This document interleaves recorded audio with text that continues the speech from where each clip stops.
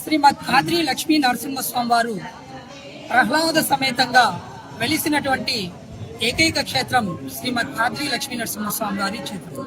ఈ క్షేత్రం నవనారసింహస్వామి వారి క్షేత్రాలలో అత్యంత ప్రాముఖ్యమైనది. ఎందుకంటే స్వామివారు ప్రసన్న వదనంతో అమ్మవారి సమేతంగా ప్రహ్లాద సమేతంగా వెలిసినారు కాబట్టి ఇక్కడ స్వామివారు లక్ష్మీ సమేత ప్రహ్లాద లక్ష్మీ నరసింహస్వామిగా మన సత్యసాయి జిల్లా కదిరి పట్టణంలో వెలిసారు.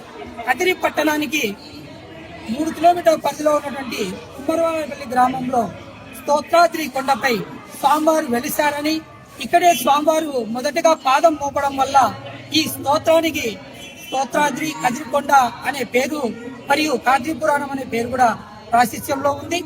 స్వామివారు మొదటిగా పాదం మోపినందువలన కాద్రి అనగా కా అనగా విష్ణుపాదం, అద్రి అనగా పర్వతం, అందుకే ఈ కొండకి కాద్రిపురము స్తోత్రాద్రి అని పేరు కూడా కాద్రి పురాణంలో పేర్కొనబడింది.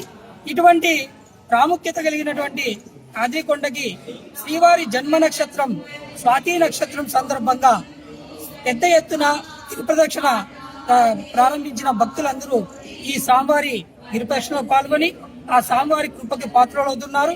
కాద్రి లక్ష్మీ నరసింహస్వామి వారి గిరిప్రదక్షిణకు ఇచ్చేస్తున్నటువంటి భక్తాదులకు సౌకర్యార్థం కదిరి పట్టణంలో ఉన్నటువంటి చాలా మంది ప్రముఖులు మరియు కాద్రి నరసింహ సేవా సమితి సభ్యులు, ఆలయ అధికారులు స్వామివారి తీర్థ ప్రసాదాలతో పాటు అల్పాహారం ఏర్పాటు కూడా చేస్తున్నారు. వారికి కూడా ఆ కాద్రి లక్ష్మీ నరసింహ స్వామి వారి ఆశీస్సులు లభించాలని మేము కాద్రి లక్ష్మీ నరసింహ సేవా సమితి తరఫున తెలియజేసుకుంటూ ఓం నమో కాద్రి లక్ష్మీ నరసింహాయ.